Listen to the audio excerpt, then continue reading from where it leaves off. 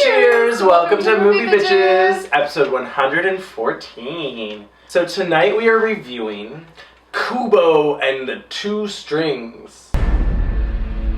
This is the new stop animation movie from, I forget the name of the people that do it. Laika? Yeah. Laika? They did like Box Trolls, which we reviewed, so like that. Yeah. And Coraline. They did Paranorman. Right. They're kind of like the weird stepchild of Pixar, where it's like they're a little funkier the and like a little damaged stepchild of Pixar. Yeah. I love it. It's nice. They make very good, cool, artistic films, and I like it. They really do, and it just inspires me. The art. It does. Like it's inspiring. The whole. I mean, the process. It's amazing. Yeah. And fascinating.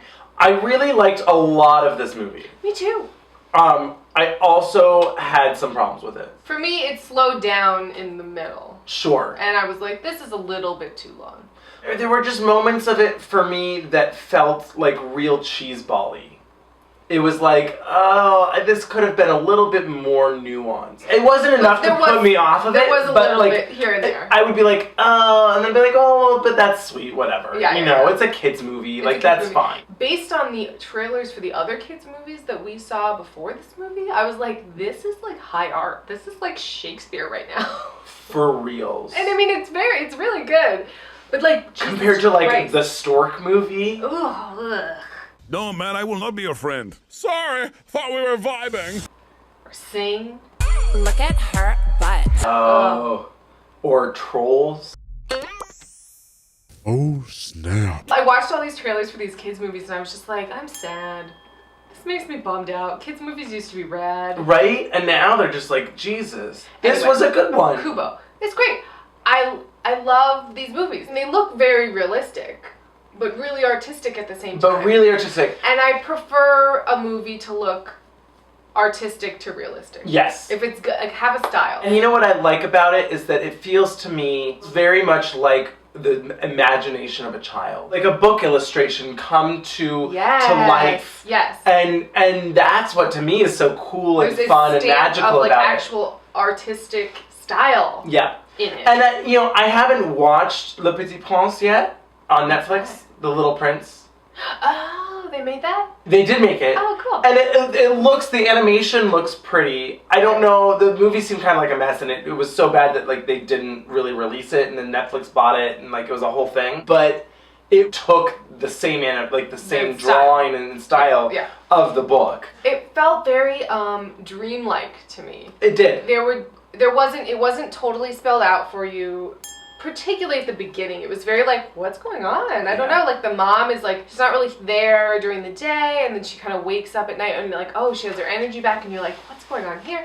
And it really drew me in, and then the magic drew me in. Is that because she's one of the moon gods? Yeah, but like at the time you don't know that. At the time you're like, oh God, this mom has like manic depression. Oh my God. Well, that was what Right, and that's I think was the like allegory or whatever. But the back half was more sort of normal and cliched, but like the front half was very like, where is this? Are we in like Imaginarium of Dr. Parnassus? Like it was really kind of cool. It was. Can we talk about the voice acting?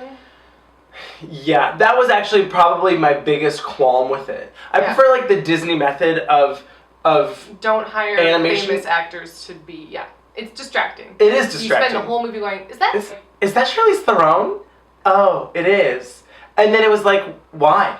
Yeah. Your quest is now my quest too. At first I was like, is that George Clooney? Because I don't like George Clooney. And I was like, oh God, that's gonna be annoying. Like I already saw The Magnificent Fox or whatever it was called, and like I didn't like it. Fantastic Mr. Fox. Sure. Yeah. And then I was like, oh God, no, it's worse. It's Matthew McConaughey. Oh, but we didn't talk about the other person who's a voice actor in this movie. So there's a whole township. Oh God. And they cut to a townsman. I should say. Who goes, oh my. And almost in perfect unison without rehearsal, we turned to each other and said, oh my God, George Takei. Oh my. Well, that's my other problem. So the whole time it was also distracting because I was like, wait, this is taking place in ancient feudal Japan.